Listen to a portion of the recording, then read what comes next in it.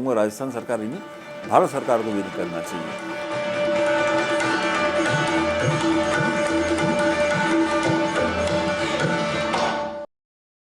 नमस्कार, DD news Rajasthan के खास podcast show beyond the headlines में आपका स्वागत है।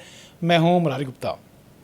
दोस्तों, पॉडकास्ट शो की इस सीरीज में आज हम जिन शख्सियत से रूबरू होने जा रहे हैं वो एक संगीतकार पिता पुत्र की जोड़ी है, पंडित विश्व मोहन भट्ट और पंडित सलील भट्ट। सर, बहुत बहुत स्वागत है आपका। नमस्कार। सबसे पहले मैं परिचय दूं पंडित विश्व मोहन भट्ट साहब का। सर, ग्रैमी पुरस्कार से सम्मानित हैं, पद्म भूषण से आपको भारत सरकार ने सम्मानित किया है। अनेक देशों में आप परफॉर्म दे चुके हैं, विश्व वीणा और मोहन वीणा के आप चाणक हैं। हमारे साथ जो दूसरे मेहमान हैं पंडित सलील भट्ट, आप कैनेडियन ग्रैमी अवार्ड के लिए आप नॉमिनेट हुए हैं और कई राज्य और राष्ट्रीय स्तर के आपको सम्मान मिले हैं।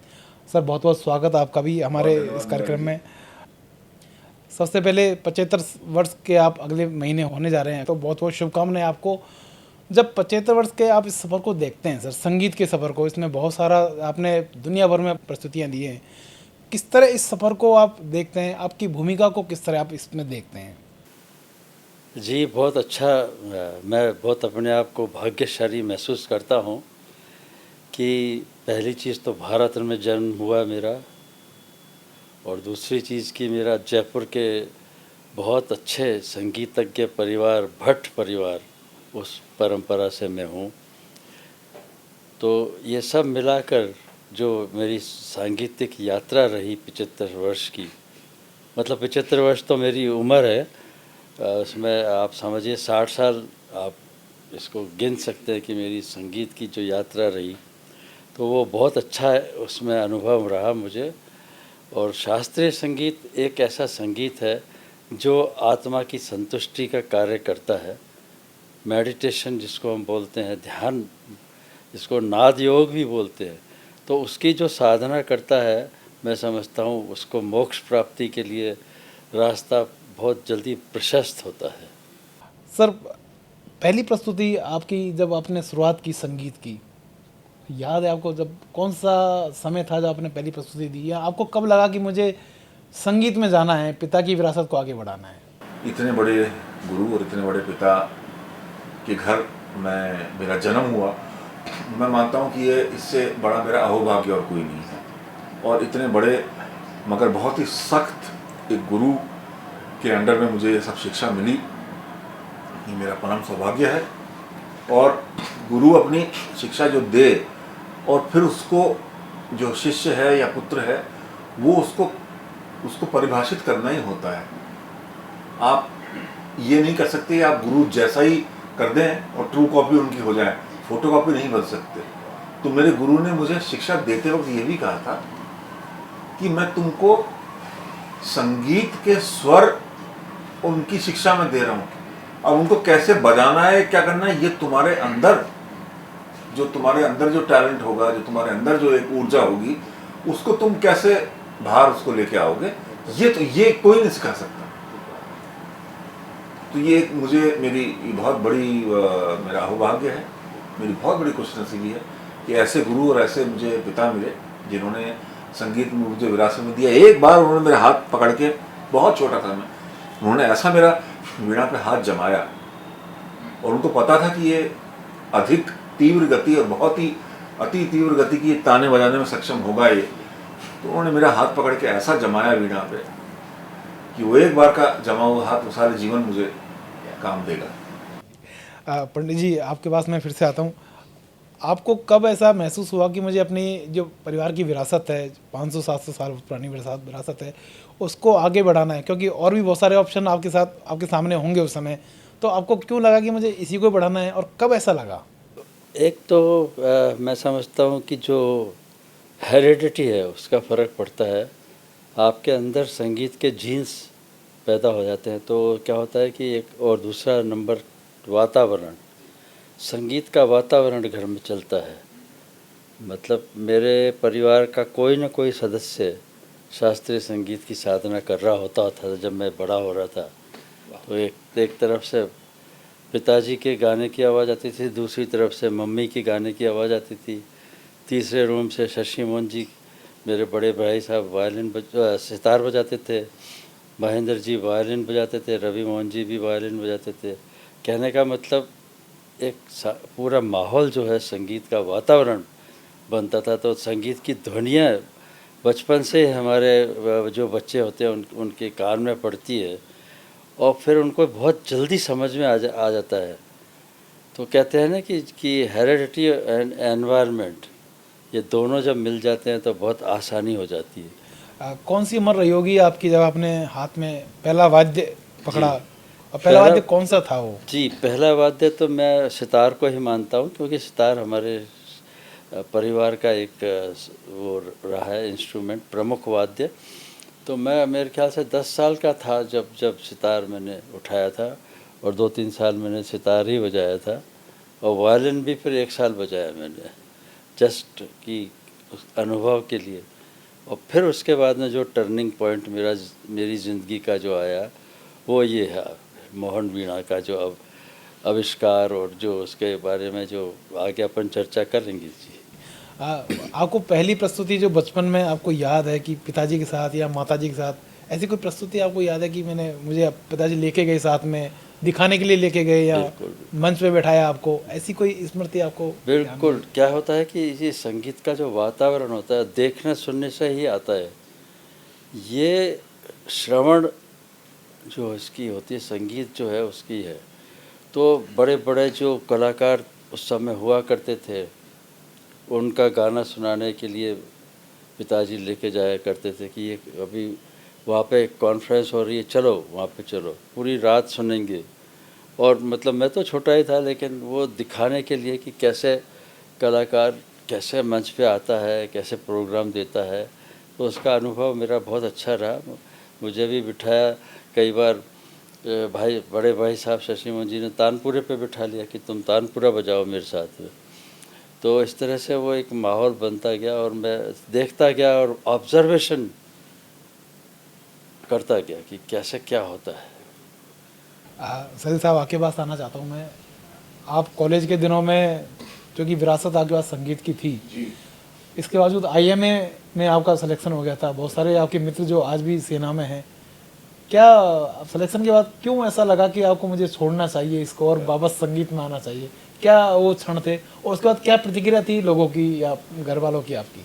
देखिए, ये उस समय तो मेरे लिए तो एक ऐसा मतलब अवसर था कि मैं तो खुशी के मारे उछल रहा था कि IMA में मतलब क्वालिफाई हो गया पहले अटेम्प्ट में।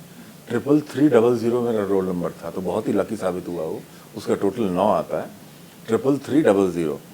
अब जो है कि मेरा सिलेक्शन हो गया इंडियन मिलिट्री एकेडमी में, तो सेलेक्ट हो जाना मतलब अपना बहुत बड़ी इंटरव्यू सेलेक्ट हो गया, मैं सब जगह सेलेक्ट हो गया मैं। और हमारे 5-6 हम दोस्त थे, जिसमें मैं सब आगे रह के मैंने सब लोगों को कहा था कि हम लोग सब करेंगे। और बड़े बड़े जैसे उस समय होते हैं कि बचपन में आप बड़े बड़े सब वो बनाते हैं, मैं क्वालिफाई कर गया। लेकिन उसके बाद फिर मैंने जब देखा कि मेरे गुरुजी, मेरे पिता जो हैं, उनकी आंखों में मुझे वो खुशी नहीं, मुझे वो दुख दिखा कि मैं जाऊंगा तो फिर गई विरासत, फिर विरासत के बारे में भूल जाते हैं। तो इनके जो उस समय आंखों में, और जो इनके जो तनाव था, वो टेंशन था, और जो वो बात थी, वो शायद क्योंकि मैं एक अच्छा पुत्र, शायद मैं उसी से साबित हुआ कि मैंने कहा कि नहीं, मैं अपने जिसने मुझे पैदा किया, जिसने जन्म दिया, मेरे जन्मदाता, मेरे अन्नदाता को अगर मैं दुखी करके जाता हूँ, कहीं भी जाऊँगा, तो मैं वो मुझे रास नहीं आएगा। तो मैंने कहा अभी ये वाला जीवन जो है वो इनकी सेवा में, गुरु के पिता के चरणों में, दूसरा जन्म अगर मिलता है तो वो देश के लिए समर्पित रहेगा। पर ये भी देश के लिए, ये पूरे संगीत को आप पूरी दुनिया में लेके जा रहे हैं। कई 8-10 दर्जन देशों में आप परफॉर्मेंस दे चुके हैं। हाँ, मतलब गुरुजी 85 देशों में जा चुके हैं, मैं 42 देशों में अभी तक कर चुका हूँ। गिन के पूरा रिकॉर्ड है बाकायदा। आप अगर मेरी वेबसाइट प्रोफाइल किसी भी आप विजिट करेंगे तो गिन के एक हम कंट्री का रिकॉर्ड रखते हैं। गुरुजी के आशीर्वाद से ही मुझे एक बहुत बड़ा सम्मान प्राप्त हुआ जब भूतपूर्व राष्ट्रपति डॉक्टर APJ अब्दुल कलाम मुझे अपने साथ लेके गए, तो वहाँ मैंने जर्मनी के पार्लियामेंट में वीणा वादन की। इस सवाल पे मैं बाद में आऊँगा। पहले पंडित जी से, आपने पंडित जी मोहन वीणा का इजाद किया, उसका आविष्कार किया। बहुत सारे वाद्य यंत्र आपके परिवार में बहुत पहले से बजते आ रहे हैं, बजाते।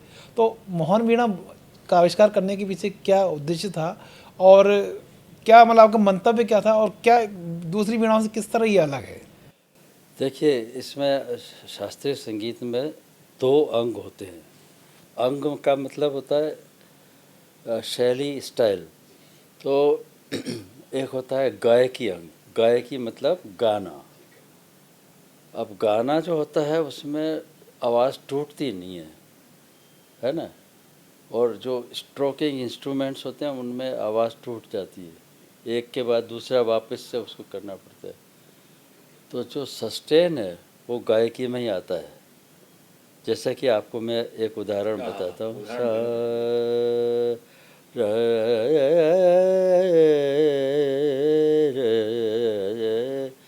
र द द द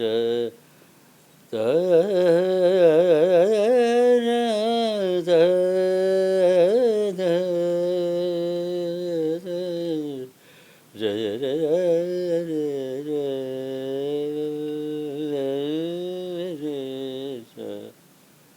तो ये मीड़ इसको बोलते हैं बिना तोड़े हुए चलता है। देखिए, एक तो होगा दा डा डा डा डा डा डा डा डा डा डा, इसको बोलते हैं स्टैकेटो नोट्स।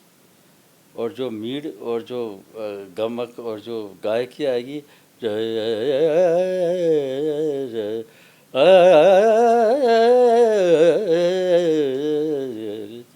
तो ये भी अगर किसी साज में आ जाए तो सोने पे सुहागा हो जाता है। फिर होता है तंत्रकारी अंग। तंत्र मतलब इंस्ट्रूमेंट। तो इंस्ट्रूमेंट के जो ये 2 मिजराब के बोल होते हैं, तार इसमें जो पहनते हैं ना, और सरवत में जो जवाब होता है उसके बोल होते हैं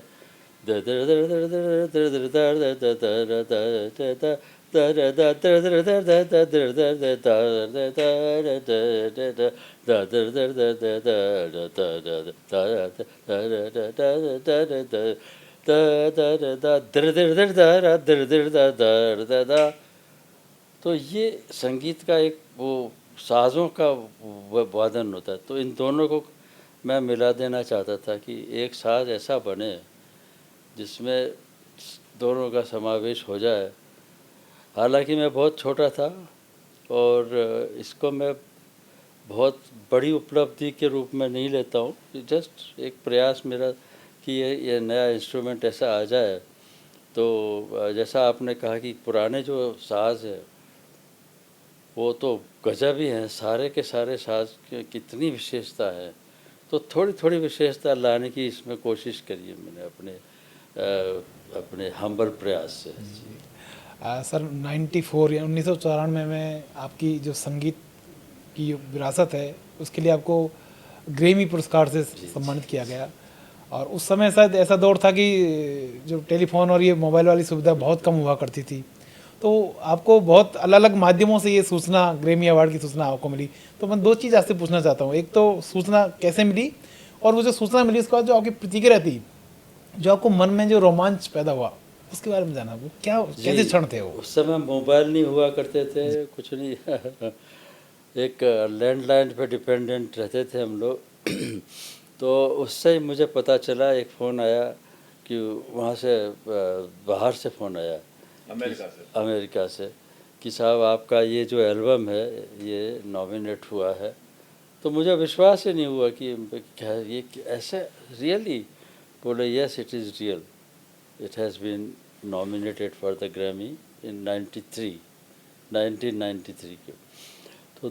तो एकदम मैं तो जिसको बोलते हैं कि हतप्रभ हो गया और बहुत खुशी हो गई। एकदम जिसको बोलते हैं कि खुशी से आंसू आ जाते हैं, जैसी उस तरह की मेरी स्थिति हो गई। घर वाले देखते रह गए कि क्या हुआ भाई, क्या हुआ, क्या है, बात क्या है फिर मैंने जब उनको सबको बात बताई तो बहुत खुश हुए। मेरे पुत्र सलील और सभी लोग, मेरी माँ, बहुत वो क्यूरियस थे कि क्या, कैसे हुआ, क्या हुआ।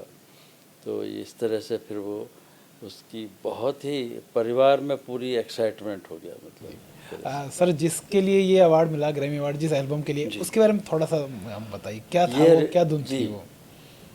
मैं अमेरिका टूर करता था, तो एक टूर के बीच में मुझे उन्होंने कहा कि साहब आप 1-2 दिन निकालिए और इधर लॉस एंजल्स आइए। हम एक रिकॉर्डिंग कंपनी है वाटर लिली एकॉस्टिक्स, उसमें मिस्टर अलेक्जेंडर थे जो एक एथनिक साउंड को पसंद करते थे, ओरिजिनल साउंड को, मतलब जो जिसमें इलेक्ट्रिफिकेशन ना हो और बिल्कुल ओरिजिनल साउंड हो, वुड का मतलब लकड़ी का। तो उन्होंने मेरा जब सुना था तो उन्होंने कहा कि ये इंस्ट्रूमेंट है, मेरे रिकॉर्डिंग कंपनी को ज़रूर आना चाहिए। तो उन्होंने अप्रोच किया कि एक राय कोडर नाम के एक बहुत फेमस वहाँ पे गिटार प्लेयर, तो उनके साथ आपकी जुगलबंदी का हम रिकॉर्ड करना चाहते हैं। तो इस तरह से मुझे जो प्रपोज़ल मिला, मैं गया और फिर वो हमने एक रात में रिकॉर्डिंग किया। उसका नाम a meeting by the river ये रखा था उस एल्बम का। और फिर उसमें 4 रचनाएं मैंने बजाई थी, उसी समय कंपोज की थी। और एक ये चर्च में किया था रात को, क्योंकि स्टूडियो में हम नहीं करना चाहते थे। एक फॉर्मल स्टूडियो में एक अलग माहौल हो जाता है और एक होता है लाइव अपना एक चर्च में जो एम्बियंस भी जो मिलता है, जो आवाज़ का वो मिला और उसकी नेचुरल साउंड लिया। तो इस तरह से ये a meeting by the river album जो है, फिर अल्टीमेटली इसको 93 में ग्रैमी अवार्ड के लिए।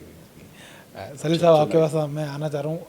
आप पंडित जी से एक कदम और आगे बढ़कर हमने सात्विक वीणा का सृजन किया और सात्विक वीणा के साथ आप पूरी दुनिया भर में आप प्ले करते हैं अपने संगीत को। ये सात्विक वीणा मोहन वीणा से या आम वीणा से किस तरह अलग है? क्या इसमें खास बात है इसकी?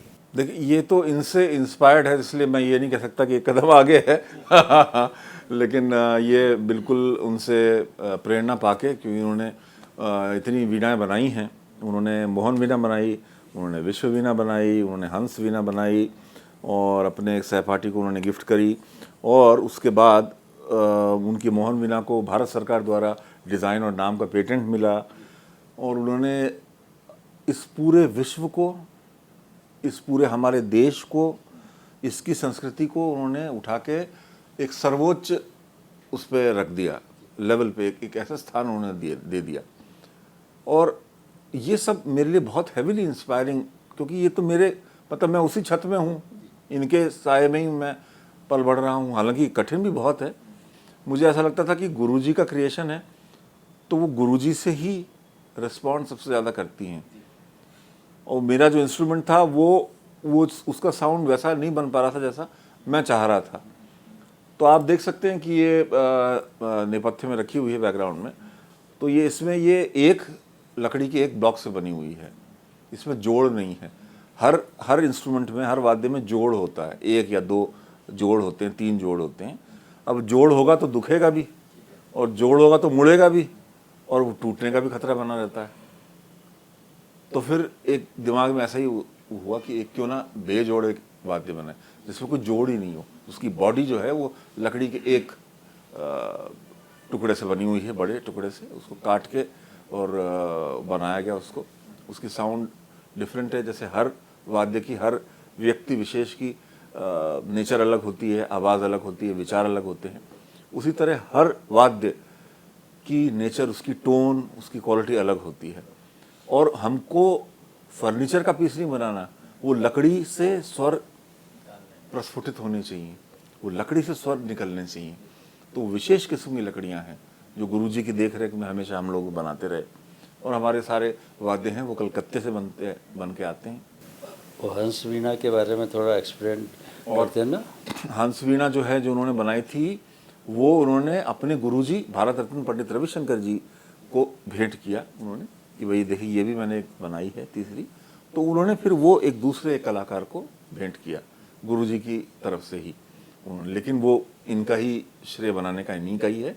और वो दिल्ली में क्रिएट हुई थी, ये वाली वीणा अलग थी जो दिल्ली में बनी थी। बाकी मोहन वीणा, विश्व वीणा और सात्विक वीणा तीनों कलकत्ते से बन के आई हैं हमारे इंस्ट्रूमेंट मेकर, जो गुरुजी ने बताया। क्योंकि नहीं तो वो तो एक फर्नीचर हो जाएगा ना। अगर ये उसके संगीत के पैमाने पे उसको, उसकी वाइब्रेशन, फ्रीक्वेंसी, स्वर, टोन क्या आ रहा है, तब जाके वाद्य की श्रेणी में आएगा, नहीं तो फर्नीचर हो जाएगा। उस पर तार लगे हैं, तार को कसना है। और गुरुजी ने इतना एक ब्रेक थ्रू किया टेक्नोलॉजी में, क्योंकि पहले संगीत वैज्ञानिक पुरस्कार विजेता भी गुरुजी ही हैं हमारे। तो उन्होंने एक ऐसा ब्रेक थ्रू किया कि जो ट्रेडिशनल माइक, जैसे आप और हम अभी लगा के बातचीत कर रहे हैं, कन्वेंशनल माइक्रोफोन्स कहते हैं इनको, जो दिख रहे हैं आपको मुझे, इंस्ट्रूमेंट्स के लिए भी वैसे ही माइक्रोफोन हुआ करते थे, बरसों से, सैकड़ों सालों से, जब से ये बना, जब से ध्वनि प्रसारक यंत्र बने, जब से। अब इन्होंने बिल्ट इन, इन्होंने प्रोसेसर, पिकअप्स और ये सब, इसकी टेक्नोलॉजी जो सिर्फ विदेशों में ही की जाती थी, उसको इन्होंने वीणा में फिट करी, जो अपने आप में एक पहला एक। उसके बाद म्यूजिशियन ने देखा, तो 20 साल बाद फिर म्यूजिशियन को समझ में आया कि इन्होंने क्या किया है। तब जाके फिर उन्होंने सबने अपने अपने इंस्ट्रूमेंट को इलेक्ट्रॉनिक उससे अटैच करना शुरू किया। तो वो काम ये 20 साल पहले ही कर चुके थे ऑलरेडी, एक्सपेरिमेंट। तो बहुत आगे हैं ये, क्योंकि संगीत के साथ विज्ञान अगर मिल जाए तो उसके तो फिर कोई उसको कोई बीट ही नहीं कर सकता। आपने जर्मनी की संसद में और आइसलैंड में जी परफॉर्मेंस दी, किस तरह का एक्सपीरियंस आपका उन ऑडियंस के साथ रहा? किस तरह का लोगों की प्रतिक्रिया मिली आपको? आपकी प्रस्तुति किस तरह की प्रस्तुतियाँ थी, और ओवरऑल किस तरह का आपको अनुभव वहाँ मिला? एग्जैक्ट 2005 में, आज के 20 वर्ष पहले, उस समय मैं बहुत यंग था, मैं आई वाज वेरी यंग। तो मुझे उस समय ये फीलिंग ही नहीं हुई, क्योंकि बहुत सहज भाव में जाके हाँ जाना का। फिर उन्होंने जब बोला कि बोले आप जर्मनी के पार्लियामेंट में एंटर कर रहे हैं, तो मेरी वाइफ मेरे साथ थी, डॉक्टर प्रीति भट्ट, मेरी धर्मपत्नी मेरे साथ थी उस समय। तब हमने एक दूसरे की तरफ देखा, हमने कहा कि कहाँ एंटर कर रहे हैं? तो फिर बोला ये this is parliament of Germany, Bavarian parliament है म्यूनिक में, आप जिसको एंटर करने वाले हैं। अब तो सिक्योरिटी चेक वगैरह सब उससे हमको गुजरना पड़ता है। तो जब उसने ये बोला, उस व्यक्ति ने जो हमको ले जा रहे थे, जो वहाँ के जर्मन के वो थे, उन्होंने बोला कि now you are entering the parliament of Germany, तब उस समय इस बात का मुझे फीलिंग आई कि अरे ये कुछ, उससे पहले तो हम सहज भाव में करे, इतने यंग एज में इतना ज़्यादा वो होता नहीं, तो सहज भाव में चले गए।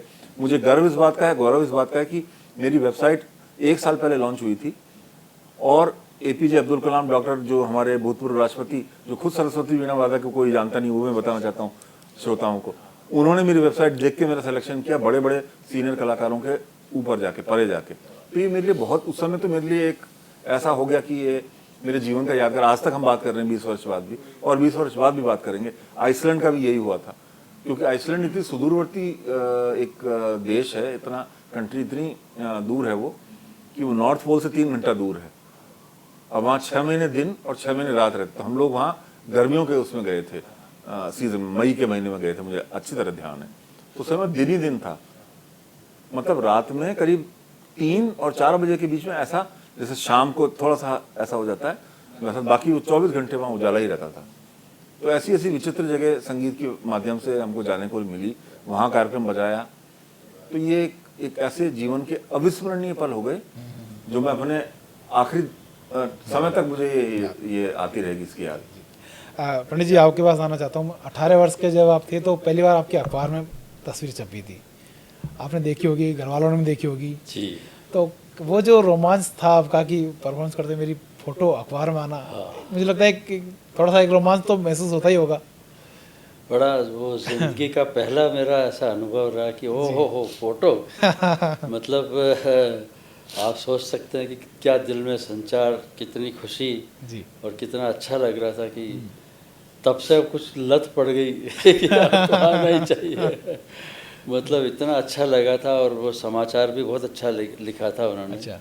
कि 18-year-old आर्टिस्ट स्टील्स लाइमलाइट। क्या बात है।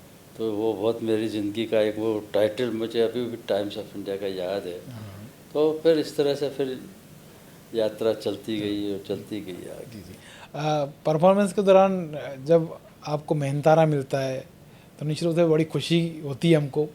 आपको कोई याद है कि जब परफॉर्मेंस के लिए पहली आपकी जो कमाई हुई हो, क्या कमाई थी वो, और उसको कमाई जब मिली आपको, तो कैसे उसको खर्च किया आपने, और कैसा महसूस आप समय हुआ आपको?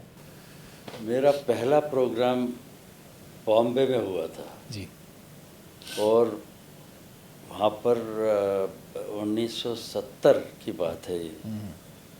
तो उसमें मेरा पहला प्रोग्राम था, और जो ऑर्गेनाइजेशन था संगीत महफिल, जी, कमल सिंह जी थे, उन्होंने मुझे जयपुर से वहाँ लेके गए, प्रोग्राम कराया, 500 रुपये मुझे उन्होंने भेंट क्या बात किए। है। कौन से साल की बात होगी सर ये? 70 फिर उसके साथ साथ एक और चीज़ हुई थी कि एक राजस्थानी जो ये सेठ होते हैं ना, जी, वो वहाँ बैठे हुए थे। ठीक है। तो उन्होंने कहा ये कहाँ से है? राजस्थान से ही हैं। बोले हाँ जयपुर से है। तो बोले अच्छा। तो उन्होंने अपनी जेब से 500 रुपये निकाले, लिफाफे में रखे और मुझे दे दिए। तो मेरी डबल कमाई। 500 रुपये 1000 हो गए। उस समय 1000 रुपये बहुत थे। मैंने पिताजी को दे दिए। बोले नहीं तुम इसको अपने खर्चे के लिए रखो। तो ये पहली कमाई की जो एक वो जो महक है वो मुझे अभी तक महसूस होती है। सर, पंडित रविशंकर जी सहित बड़े बड़े अपने संगीतकार दिग्गजों के साथ परफॉर्मेंस दिए। कोई इस तरह की बातें आपको याद आती है उनकी परफॉर्मेंस के बारे में या उनकी प्रस्तुति के बारे में, उनके सबक के बारे में? हाँ बिल्कुल। पंडित वो रविशंकर तो जी के बारे में बहुत बड़ी हस्ती थी। उनके साथ बजाना ऐसा नहीं बोल सकते। जी जी जी। उनके डायरेक्शन में उनके साथ अकम्पनीमेंट कर सकने की बात है। वो एक संपूर्ण गुरु थे। उनके पास ज्ञान का भंडार था। स्वर, लय और राग इनकी जो जानकारी उनके पास थी, तो वो सब शिष्यों को बहुत अच्छी तरह से बता देते कि देखो ये इस राग में ऐसे होता है, इस राग में ऐसे होता है, उसका स्वरूप समझाते थे। क्योंकि शास्त्रीय संगीत में क्या होता है कि जो एक कानून बने होते हैं, कुछ जिससे अनुशासन बना होता है, उस अनुशासन का ज्ञान हर कलाकार को होना ही चाहिए, वरना फिर वो ऑथेंटिसिटी नहीं रहती है। तो वो हमको देते थे और बहुत अच्छा उनके साथ में अनुभव रहा। कितने ही देश की यात्रा भी करी और मैं उनकी सेवा में भी रहता था। बड़ा अच्छा लगता था। साथ ही साथ ज्ञान प्राप्ति भी उनसे होती रहती थी। तो इस तरह से एक अद्भुत व्यक्तित्व के साथ रहने का जो एक मुझे अनुभव हुआ, वो अपने आप में अद्वितीय है। आपने फिल्मों के लिए भी संगीत दिया है, कुछ फिल्मों के लिए काम किया है। आपको फिल्मों में और बाकी जो हम शास्त्रीय संगीत की बात करते हैं, तो किस तरह का फ़र्क महसूस है? आज फिल्मों में भी जो क्लासिकल म्यूजिक को उपयोग करते हैं, फिल्म में भी, तो फिल्मों में जो उपयोग हो रहा है क्लासिकल का, तो आप कितना उससे प्रभावित हैं कि ये अच्छा उपयोग हो रहा है, होना चाहिए? जी। इसके बारे में आपका क्या कहना है? फिल्म में म्यूज़िक की जहाँ तक बात है, मुझे ये जो अच्छे म्यूज़िक डायरेक्टर्स हैं ये बुलाते हैं जी। और जैसे कि AR रहमान जी ने बुलाया था, सबसे पहले मुझे लगान पिक्चर का एक गाना था, राधा कैसे न चले, बिल्कुल। उस गाने में मेरा मोहन वीणा वादन इसमें हुआ है। उसके बाद में और भी उनकी मूवीज़ थी, साथिया, थिरोड़ा, इरुवर, और फिर जनगणमन का एक प्रोजेक्ट था उनका, उसमें भी। फिर विशाल भारद्वाज जी हैं, एक बहुत अच्छे फिल्म मेकर हैं। उन्होंने भी मुझे इश्किया और फिर 1.5 इश्किया, 7 खून माफ़, इन मूवीज़ में मैंने बजाया है। फिर ये बप्पी लहरी जी, आदेश श्रीवास्तव, और अभी एक रिसेंटली सचिन जिगर करके बहुत अच्छे म्यूज़िक डायरेक्टर, तो उन्होंने एक मूवी बनाई, मूवी में संगीत था, तो उसके लिए मुझे बुलाया था। तो कहने का मतलब ये है कि थोड़ा सा समय दे देते हम, लेकिन जो मुख्य मेरा जो उद्देश्य है ज़िंदगी का, वो है शास्त्रीय संगीत को प्रोटेक्ट करना, उसको बचाना और उसका युवाओं में प्रचार एवं प्रसार करना। बिल्कुल। सलील साहब, आपके पास आना चाहता हूँ। कैनेडियन ग्रैमी अवार्ड और ग्लोबल इंडियन की आपको उपाधि मिली है सर, और कैनेडियन अवार्ड के लिए आपको नॉमिनेशन मिला।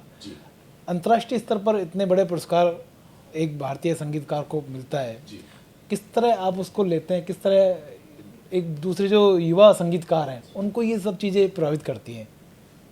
उसके बारे में आपका क्या कहना है? मैं सभी जो युवा हैं, जो उभरते हुए हैं, या बहुत ही इनिशियल स्तर पे हैं, या जो मेरे समकक्ष हैं, मेरे समकालीन हैं, या मेरे सीनियर हैं, एक ही मैं बात बोलूँगा कि गुरु कृपा और गुरु आशीर्वाद के बिना ये कुछ भी संभव नहीं होता है। अगर गुरु का आशीर्वाद होगा, जैसे मेरे केस में है, लोग बड़ी बड़ी बातें कहते हैं कि वो उन्होंने 15-15 घंटे वो अपने इंस्ट्रूमेंट के साथ बिताए, 14-14 घंटे का उन्होंने प्रैक्टिस किया, उन्होंने अभ्यास किया, उन्होंने किया। मेरे गुरुजी यहाँ समक्ष बैठे हुए हैं आपके सामने, आप उनसे पूछ लीजिए। मैंने कभी जीवन में 1.5 घंटे से ज़्यादा मैंने कभी वो ऐसा करके वो 2 घंटा किया होगा, बहुत अधिक मार के, लेकिन नहीं किया। अब उसमें मैं आपको एक बहुत ही एक कड़वा सत्य बताता हूँ। देखिए संगीत जो है वो एक्चुअली सिखाया बताया नहीं जा सकता, या तो आपके अंदर है और या नहीं है। तो वो गुरु एक पल में, एक क्षण में आंख देख के और हाथ देख के पता कर देता है। तो मुझे देख के तो गुरुजी ने कहा हाँ, बोले थोड़ा सा एफर्ट लगेगा, तो उन्होंने वो ठोक पीट के उन्होंने ठीक कर दिया मुझे। तो अब ये मेरे से जो बात जो ये चाहते, ये बात जो ये करते, वो एक इशारे में, एक सेकंड बहुत बड़ा टाइम है, पलक झपकने से पहले मैं वो उस चीज़ को मैं वो कर, जितना भी जो भी मेरे हिसाब से है, तो वो करते करते फिर यहाँ मैच्योरिटी आई। तो ये जो कैनेडियन ग्रैमी जो अवार्ड हुआ, ये भी जब मैंने इसको यहाँ मैंने इस पर मेरे नॉमिनेशन हुआ था, तो ये जूनो अवार्ड के नाम से जाना जाता है, Canadian Grammy the Juno award. ये कनाडा का सबसे बड़ा अवार्ड है, ऑफ कोर्स जैसे ग्रैमी है। तो तब लोगों को पता नहीं था, जिस प्रकार 94 में जब गुरुजी को ग्रैमी अवार्ड मिला था, तो यहाँ के लोगों में अवेयरनेस नहीं थी, बिल्कुल भी अवेयरनेस नहीं थी। तो ये एक अवेयर करने वाली भी बात हो गई कि आप इतने बड़े, मेरे दोस्तों ने नहीं इस बात को, मेरे मित्रों ने नहीं इस बात को माना था, बोले तेरे पिताजी को मिल जाता ग्रैमी, ऐसे थोड़ी हम मान लेंगे। तो मैंने कहा टीवी में रिकॉर्डिंग आ रही है, वो देख लो, रात में उस समय आएगा, ये चंक आएगा पूरा ग्रैमी अवार्ड का, आधे घंटे की उसकी पूरी रिकॉर्डिंग आती थी। वहाँ से आता था टेप, न्यूयॉर्क से या लॉस एंजलिस से, या जहाँ भी ग्रैमी का फंक्शन होता था या ऑस्कर का फंक्शन होता था, तो दो चीज़ जानते, तो ग्रैमी ऑस्कर। तो बोले माइकल जैक्सन को मिलता है, मैडोना को मिलता है, तेरे पिताजी को कैसे मिल जाएगा? तो मैंने कहा कि मैं थोड़ी कह रहा हूँ, मैंने कहा उन लोगों ने दिया है ग्रैमी अवार्ड, मैं हमको तो हम खुद उस बात से हम आश्चर्यचकित थे, अचंभित थे। तो उन्होंने टीवी में देखा, तो वो आधी रात में मेरे घर आ गए, बोले तेरे पापा को ग्रैमी अवार्ड मिल गया। मैंने कहा मैं इतने दिन से क्या कह रहा हूँ तुमको, वो टेप तुमने अब देखी, 2 दिन बाद देखी। फिर मैंने कहा मैं तुमको वीसीआर में रिकॉर्ड, मुझे पता था उनको अविश्वास है, तो मैंने उनको 6 बार वो टेप दिखाई वीसीआर में टेप करके।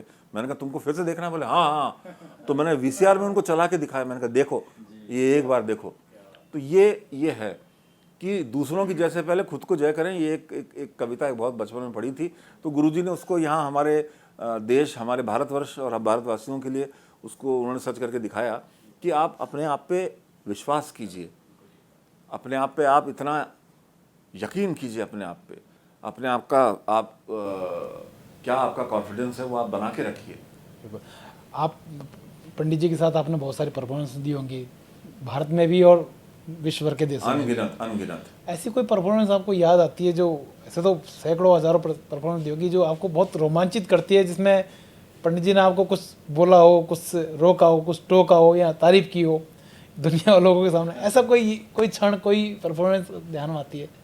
वैसे तो as a Guru, as a father, वो कभी भी कोई ऐसा अप्रिशिएट इतना नहीं करते हैं, क्योंकि शायद उनका ऐसा सोचना है, वो मैं कोई होता नहीं उसमें कुछ भी बात कहने वाला।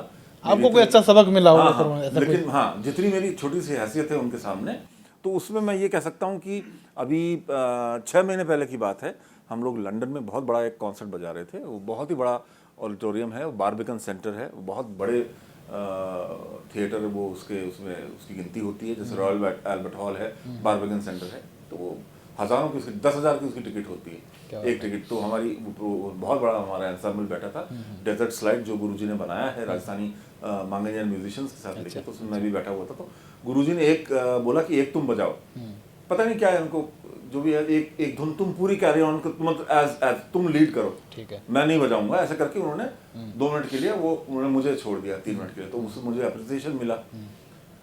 तो वो कुछ बोले नहीं, लेकिन उनकी तरह जब मैं ऐसे डरे से, मैं एक बार जरा हल्का सा जरा ऐसे करके नज़र करके देखूं भाई क्या उनके चेहरे की भाव भंगिमाएं क्या हैं, उसके हिसाब से मैं अपना बजाना कम करूं, बंद करूं, रोकूं, बढ़ाऊं, क्या करूं। वो मुंह से बोल के नहीं, वो आंखों से बता देते हैं। अगर ऐसे ही करके घूरेंगे तो मुझे समझ में आ गया कि यार कुछ हो गया, गड़बड़ हो गया। अगर वो उनकी आंखें ठीक रहती हैं या वो ध्यान मग्न रहते हैं, इसका मतलब उनको अच्छा लग रहा है, ठीक लग रहा है। तो मेरे लिए ये अप्रिसिएशन, मेरे लिए ये बहुत बड़ी बात हो गई। अब पंडित जी, पूरी दुनिया में भारत का जो संगीत है, खासकर शास्त्रीय संगीत है, उसकी बहुत मान्यता है, लोग बहुत पसंद करते हैं।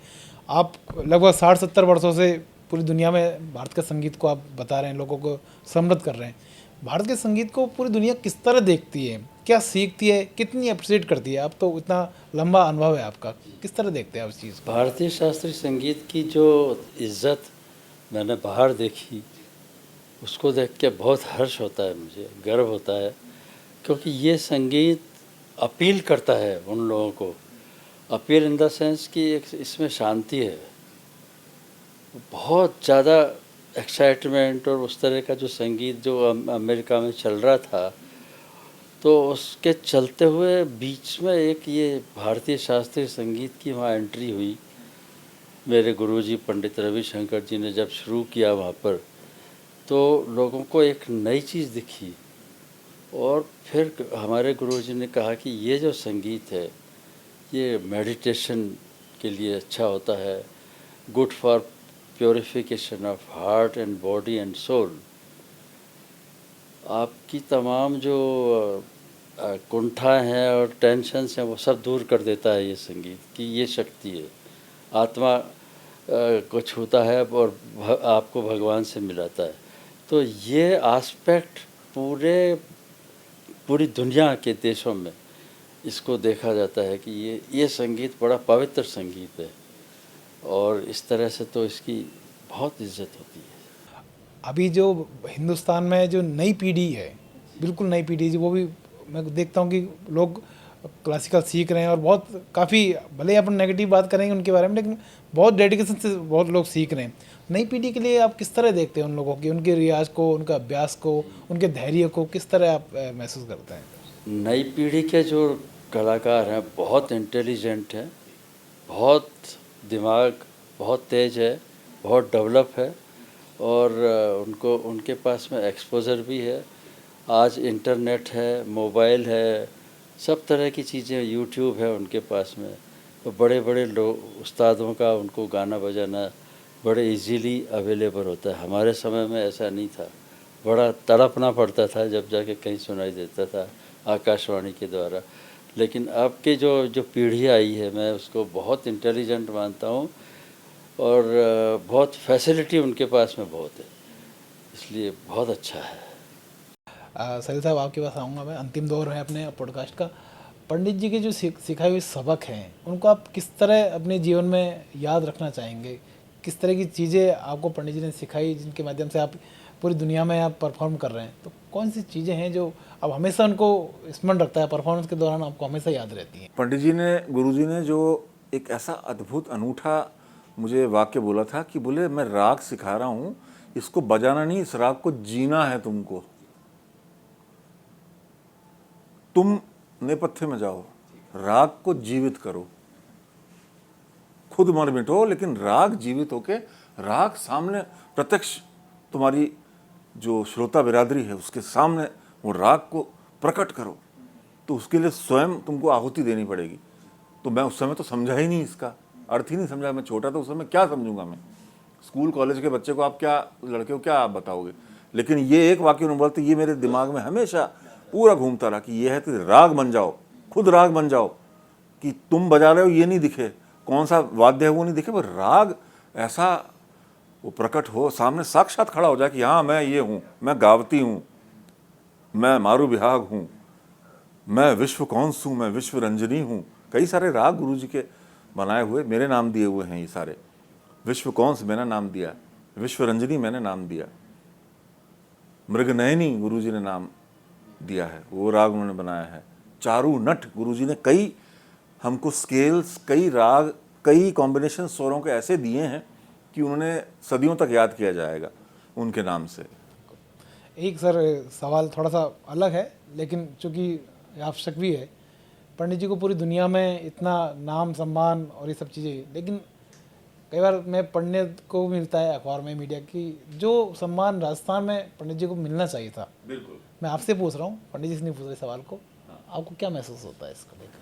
मैं थोड़ी सी और हम लोगों को अपेक्षाएं हैं, थोड़ी सी और हमको आशाएं हैं, थोड़ी सी और हम उम्मीद करते हैं, थोड़ा सा हम एक्सपेक्ट करते हैं। मतलब जैसे कहते हैं ना, अपेक्षा है कि राजस्थान गवर्नमेंट की तरफ से इस चीज़ को रिकग्नाइज़ किया जाए। एक लेजेंड है जो हमारे देश के लिए, ये कोई एक शहर का या कोई एक राज्य का इशू नहीं है, ये एक अंतर्राष्ट्रीय धरोहर की तरह है।